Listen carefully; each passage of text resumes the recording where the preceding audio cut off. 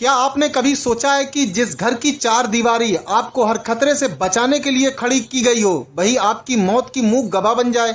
असम के डिब्रूगढ़ जिले का लोहान गांव 25 जुलाई की सुबह ऐसी ही एक दिल दहला देने वाली सच्चाई से रूबरू हुआ। ये गांव बाहर से तो बिल्कुल शांत, साधारण और मिडिल क्लास मोहल्ले जैसा दिखता था, लेकिन उस सुबह एक घर के भीतर ऐसा खून खराबा हुआ जिसने न सिर्फ वहां की शांति तोड़ी बल्कि पूरे इलाके को सदमे में डाल दिया।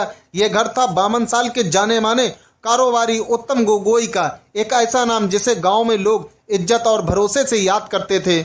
लेकिन 25 जुलाई की सुबह उनका नाम गांव में इज्जत से नहीं बल्कि मौत के एक नए अध्याय में दर्ज हो गया। शुरुआत में लगा जैसे कोई लुटेरा रात में घुस आया हो, चोरी के दौरान विरोध करने पर गोगोई की हत्या कर दी गई हो। पुलिस ने भी पहले इसी संभावना पर जांच शुरू की, मगर 8 दिन के भीतर कहानी ने एक ऐसा करवट बदला कि हर किसी की रूह कांप गई। जांच में सामने आया कि ये कोई बाहरी वारदात नहीं थी, ना ही इसमें किसी अजनबी का हाथ था, बल्कि खून का ये खेल घर के ही अंदर अपने ही लोगों के बीच रचा गया था।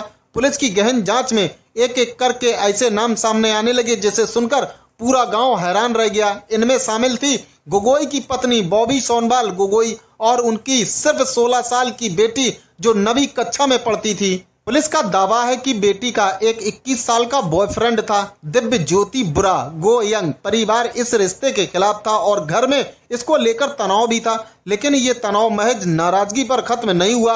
आरोप है कि माँ बेटी ने एक खतरनाक योजना बनाई गोगोई को रास्ते से हटाने की। इसके लिए बेटी ने अपने बॉयफ्रेंड और उसके 17 वर्षीय नाबालिग दोस्त को एक सौदा पेश किया। इनाम में नगद रकम और सोने के गहने।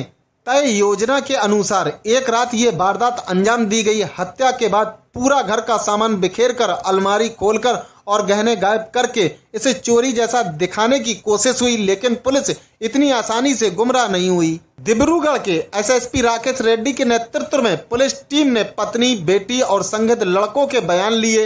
हर किसी की कहानी एक दूसरे से मेल नहीं खा रही थी। फिर आया फॉरेंसिक सबूतों का दौर। खून के धब्बे, उंगलियों के निशान और घटना स्थल पर मिली कुछ अहम चीजें। इन्हीं के आधार पर पुलिस ने असली कहानी की परतें खोल दी।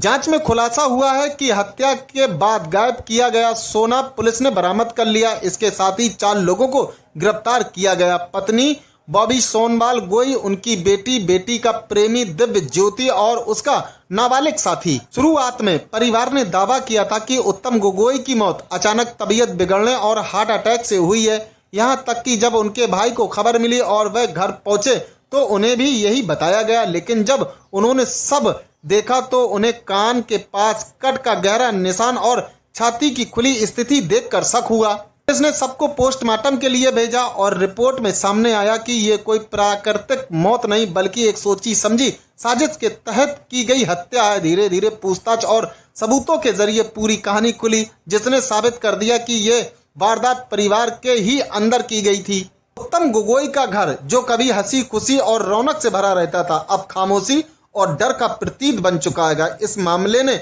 एक बार फिर ये सवाल खड़ा कर दिया है, जब खतरा घर के अंदर ही हो तो इंसान अपनी सुरक्षा किससे मांगे।